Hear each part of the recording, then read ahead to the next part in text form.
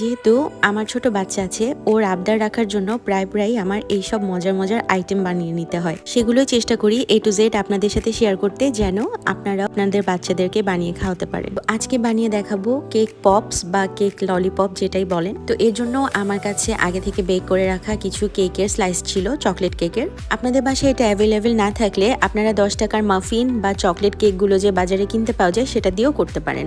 কেকগুলোকে আমি প্রথমে একটা ব্লেন্ডার জারে নিয়ে ভালোভাবে ব্লেন্ড করে নিয়েছি। এরকম গুঁড়া হয়ে যাওয়ার পরে আমার কাছে কিছু ক্রিম ছিল, তো ক্রিমটার সাথে আমি কেকটাকে খুব ভালোভাবে মিশিয়ে নিব, যেন একদম সুন্দরভাবে ললিপপের শেপটা আছে শেপটা যাতে দেয়া যায়। আচ্ছা, এক্ষেত্রে আপনাদের যাদের কাছে এরকম রেডিমেড ক্রিম থাকবে না, বাসায় নাই থাকতে পারে, সেক্ষেত্রে আপনারা কিন্তু চকলেট মেল্ট করে কেকের মধ্যে দিলেও এরকম একটা আঠালো ভাব হয়ে যাবে ডোয়ের মতো, এবং এটাকে আপনারা যে কোনো শেপ দিতে পারবেন।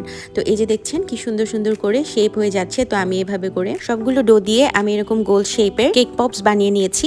এরপরে চলে যাই নেক্সট স্টেপে। তো এখানে আমি 50 গ্রাম ডার্ক চকলেট ইউজ করেছি। ডার্ক চকলেটটাকে মেল্ট করার জন্য আপনারা 30 সেকেন্ড করে 2 থেকে 3 বার মাইক্রোওয়েভে গরম করলেই এরকম মেল্ট হয়ে যাবে, অথবা আপনারা ডাবল বয়লার প্রসেসেও করতে পারেন। তো এখানে দেখতে পাচ্ছেন আমি ললিপপের যে স্টিকগুলো, ওগুলোতে অল্প করে চকলেট ভরিয়ে তারপর স্টাক করার চেষ্টা করছি। এটা করলে খুব ইজিলি খুলে আসবে না, শক্ত হয়ে থাকবে। আর এখানে আমি আপনাদের সুবিধার জন্য টুথপিক দিয়েও দেখিয়ে দিয়েছি, যাতে বাসায় এটা অ্যাভেলেবেল না থাকলে আপনারা করতে পারেন।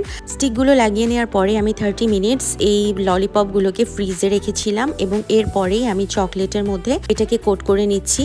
এই প্রসেসটা কিন্তু অনেক ইম্পর্টেন্ট। অবশ্যই আপনাদেরকে 20 to 30 মিনিটসের জন্য ফ্রিজে রাখতে হবে, তাহলেই ললিপপগুলো ঠান্ডা হয়ে যাবে, এবং আপনি যখনই চকলেটে কোট করবেন, চকলেটটা সুন্দরভাবে স্টাক হয়ে যাবে কেক পপসটার সাথে। আর যদি গরম থাকে সেক্ষেত্রে কিন্তু চকলেটগুলো গলে পড়ে যেতে থাকবে। তো এটা অবশ্যই মাথায় রাখবেন। আচ্ছা, আর এখানে যে পিঙ্ক কালারের দেখতে পাচ্ছেন, এটা হোয়াইট চকলেট। আমি অল্প একটু পিঙ্ক কালার অ্যাড করে নিয়েছিলাম। তো এইভাবে ডেকোরেশন করে দিলে বাচ্চারা আসলে খেতে খুব পছন্দ করে। So that's all for today. রেসিপিটি ভালো লাগলে অবশ্যই শেয়ার করতে ভুলবেন না, এবং আমার পেজে লাইক ফলো দিয়ে পাশে থাকবেন। Thanks for watching.